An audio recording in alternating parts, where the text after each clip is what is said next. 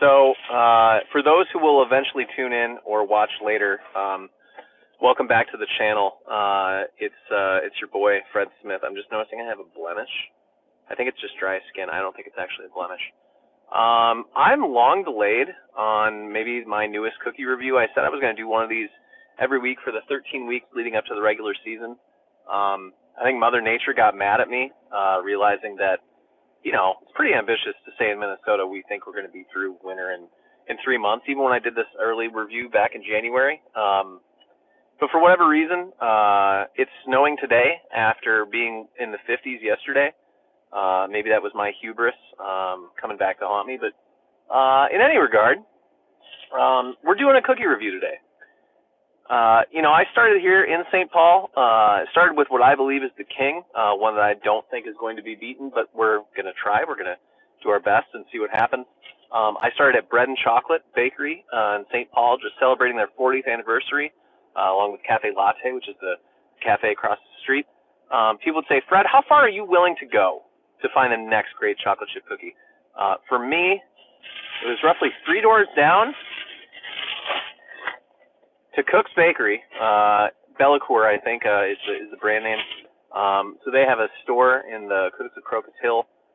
Again, I'm parked right outside there like an absolute lunatic. I honestly did not realize they had chocolate chip cookies. I was just perusing their Instagram. They've got a lot of Valentine's Day stuff out. They serve crepe cake there. For anybody who's had the crepe cake or is thinking about it, crepe cake would be worth its own review. That's a true 10 out of 10 dessert. But just saw on a whim that occasionally they have chocolate chip cookies on the weekends. I stopped in today. They had 2 left. I bought 1 because I'm Minnesota nice. So whoever goes in after this, maybe somebody watching the review, maybe somebody seeing me outside talking to myself. I hope you enjoy this as much as I hope I'm going to enjoy this. Again, I've got my criteria here. So let's get right into it. Again, Cook's Bellacour Bakery here in St. Paul. I believe there are 3 of them located throughout the metro. I'm going to take out my gum, make sure we don't have any flavor interference. All right, so the first on my list, construction. This is a thicker cookie. I know a lot of times on the last review I had, people got mad. People were like, that cookie's too thin. This is a heftier cookie. I would say not only thicker in terms of the cookie itself, it's got some weight. Like, it's got some heft in my hands. Whether that's good or bad, I don't know. I would say beautiful marbling, beautiful coloring, a wonderful golden brown. We're going to launch right into the rest of the construction. We've got what appears to be a disc on the bottom. I can see little chips, perhaps chunks. I do see some rounded edges, so I'm guessing maybe it's a blend of all 3. I tend to say, again, in the next thing, if it is chips, chunks, or discs, I do truly think this hit for the cycle and has all 3. I don't know if it's dark or light chocolate. It does appear to be dark in color. It didn't burn, so I'm guessing it's dark. Milk chocolate tends to burn if you leave it in the oven too long. So that's, it's another thing it's got going for it. There's no wave. If I press down on it for the texture, like, I get a little give in the bottom. I'd compare it to a really good avocado. Something that feels like the palm of your hand, really good for guacamole, like just ready to go. So not rock hard, but firm edges. I will say that. Like, I'm just barely holding this on the outside. No dips. Like, that's pretty solid. That leads into the crunchy and soft. Until we take a bite, I'm not going to be totally certain on that. Again, the middle feels relatively, I'd say, more firm. Certainly more firm than my front runner at the bakery here next door at Bread and Chocolate. But it seems good. I don't have Moe's scale of hardness here with me in the bird's nest wagon, but it seems like it's not a rock hard cookie. I guess we'll say that. If we're comparing, uncooked cookie dough to Chips Ahoy, this is in the meaty middle, so that feels pretty good. Crunchy or salty versus sweet, I guess.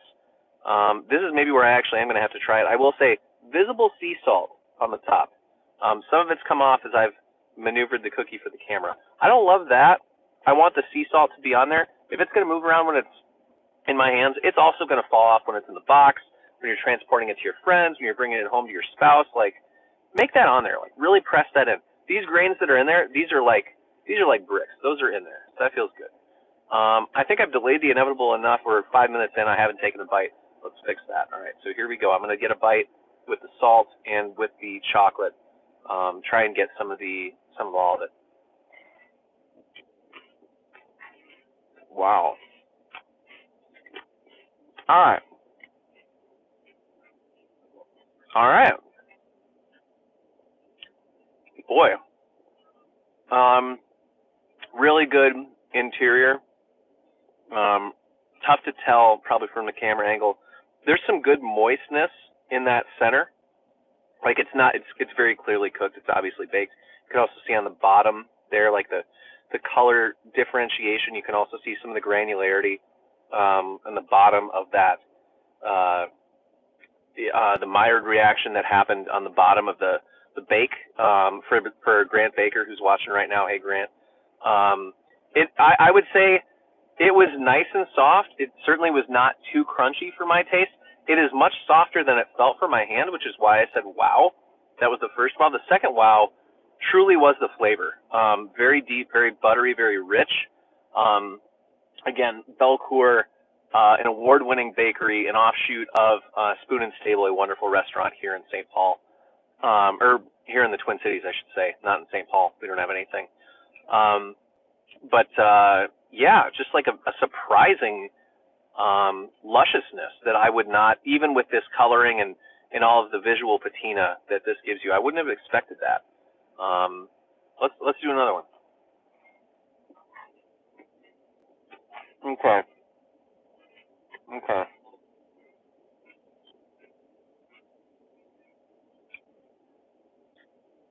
Disked chocolate for sure. I am seeing some chunks, but primarily discs, I think, which is not bad. Just oh yeah, that might just be discs. Well, it's okay. It's not bad. We're about halfway through. It's holding up really well. It's not crumbling. No real crumbs. Salt, I would say, is more present throughout the cookie, in a really nice way. I mean, like, even some, I've got a couple granules on the bottom. I'm not sure if those are left over from another cookie or something else. It's a surprising bite. I'll give you that. It's served room temp, so chocolate's soft. Certainly not cold. I like mine a little bit warmer, so I'll ding it just the slightest bit on that. Although it doesn't really affect the experience, I almost wonder if the structural, again, like the give and the softness in there, like look at that. We're deep in the core of the cookie right now. A lot of density, a lot of really nice, just like solid construction. Like, this is not a cheap cookie. We're going to get to that in a second. George, I promise you I'm getting there, buddy. So hold on to that question. Yeah, so let's talk turkey on the cost. The curve that I'm grading all these things on, the bakery that I think makes the best chocolate chip cookie here in the Twin Cities metropolitan area, Bread and Chocolate, that's $2.75. Now you'll say, Fred, that's outrageous. For twice that amount, again, I could get 100 Chips Ahoy, and I would say, how often are you going to tell your friends, I had the best 50 Chips Ahoy last night? Like, it's not a great experience. We're all trying to get through this year. We're all trying to enjoy ourselves, and so I would say make sure you get something that you will really remember. I'm going to remember eating this cookie. I'm not sure if I'm going to remember it as much because this is almost twice as much. This was $4.67. It's also before the tip.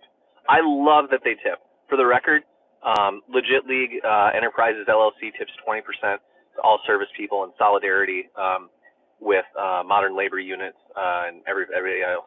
It's just very important to tip your local service person. They work their butts off to make sure you can have a good time. They deserve respect. So again, adding that tip on, which we did at Bread and Chocolate as well. But if I'm just taking the price at face value, $4.67, maybe if I saw the ingredients list, I would think, yeah, for sure, that's worth it. But in a fiscally responsible household, which we perceive ourselves to be, I can get nearly twice as many cookies. Again, this is the Chips Ahoy argument. I can get twice as many cookies over here, just a couple blocks away, or a couple doors down, I should say, 3 doors down. And it's just not necessarily worth that much more. It is really good. Grant Baker, you are probably right. I bet Bellacore uses European chocolate. Again, the discs are prominent. Like now, this is all like one solid piece of chocolate. I can't really do the camera work justice. It's clearly a huge chunk of chocolate. That's something I really like, but I also want the little bits broken up because sometimes I just want the golden pieces, you know. So I'm gonna take a couple more bites. Where that disc just ripped out, you know, that just came off of there. Which again, not bad. Not my favorite. Different strokes for different folks. You might be watching this video saying, Fred, this is the best cookie I've ever seen. And I'll tell you what, there's one left in there. I've seen people come and go. I haven't seen another person come out with this package. So very clearly in there. I don't think people are going to mix pastries in there. They also make amazing pastries there. Maybe we'll do pastries in the on-season reviews. But yeah, cost, that's tough, man. For a public golf guy like myself, it's a hard thing to swallow, pun intended. Although this cookie goes down quite easily. So again, golf-related channel, we want to talk about some of the things this reminds us of. So I always say a golf shot and a golf hole. What this reminds me of. When I think of the golf shot, this reminds me of, like, almost overly luxurious, like, you didn't have to do it this nice. I'm glad you did. It's something I have not seen, and I will not forget it, you know, for a while to come. Again, I'm quite surprised at how much I'm enjoying this cookie. Again, we are a scant less than 100 feet from my favorite bakery here in St. Paul. I thought I was going to have to do a dozen of these to find a cookie that I could compare. This is running a very close neck-and-neck race. But again, the shot this reminds me of is Rory McIlroy's wedge on the 14th hole at the Ryder Cup on the Saturday Better Ball matches. You probably don't remember the hole or the day. You do remember seeing this wedge because Rory hits a low skipper that runs, stops, and then just puts on the brakes like a foot from the hole. He can't even see it. He's hitting it off the barest lie you've ever seen. And it was just like absolute sauce. Like everything is dialed up to the finest version of it, however it could possibly be. That's sort of what this cookie feels like to me. Now, people would say, God, that sounds awesome. I want that all the time. I think that's hard to both pull off all the time. Also, just from a utility standpoint, that's really hard to replicate, you know? I don't know if Rory wouldn't have been able to pull off that same thing with a simple pitch. Obviously, that shot looked really cool. It was very effective. But yeah, just that's the shot that it feels like. The hole that this feels like to me is number 7 at Pebble Beach, where the pros are this week for the AT&T Pebble Beach Pro-Am. So number 7, maybe one of the prettiest holes in golf. Like this cookie, if we're just taking pictures on Instagram, this is going to be in your top 10 every time. It's gorgeous. It like checks every box. Again, like perfect thickness, thinness where you want it, really good browning, gorgeous chocolate, probably photographs really well. Like that's how I saw it. I wish I had the picture up to share. But just not, you know, not attainable for most. Again, like I just spoke about how, you know, it's an expensive cookie. And yeah, you'll remember having it for a while, but like when you think of the other experiences you could have for that same level of dough, if I was going to go out and play Pebble Beach, I'd take 1,000 pictures next to that coastline. But I could play Highland National, I don't know, I'm doing the rough mental math in my head. 5 times 5. I could play Highland National 25 times for the price it costs to play Pebble. How much more am I going to enjoy any one of those? Depending on who I'm with. You know, this cookie's a pretty good solo ride at the moment. I've been going on about it for just about 15 minutes here. So we're almost done. Now we get to the rating.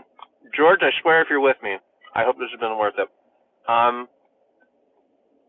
Again, the leader in the clubhouse right now There's bread and chocolate, and a 9.5.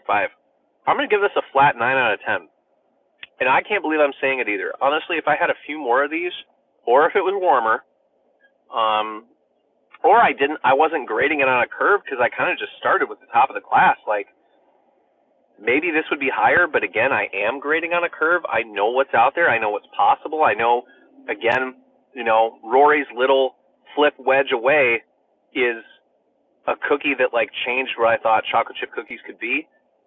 This is a great microcosm of what great baking is. It doesn't hit me in the same way. It's kind of like if you were a Beatles or Stones person first, whichever one you heard first and loved the most, those are your people. Like you're never going to give the other band their due, even though both are all-time greats. So yeah, 9 out of 10. Like, would seek it out. Maybe wait till you get your bonus in the spring and buy a box, like bring them to a party. You'll be a huge hit. People will be saying, good God, where did you get these cookies? And you can tell them, again, there's always one left there because nobody wants to be the last person to take a cookie in Minnesota. So thanks for watching. Start of February.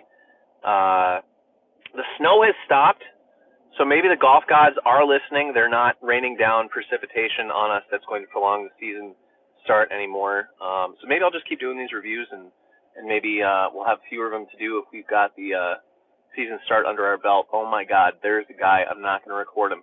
He has a little package. Maybe he was watching. Maybe we influenced a purchase. Maybe that allows me to collect that 0.5% that I'm going to get. 0.5%, not half, 50%, just a small percentage for the good work that we do. So thank you for all you do online. Thank you for everybody watching. Thank you for humoring a guy just trying to find the best baked goods in the Twin Cities metropolitan area. Please smash that like button. Go ahead and subscribe to the channel. We've got a lot more of this stuff coming up.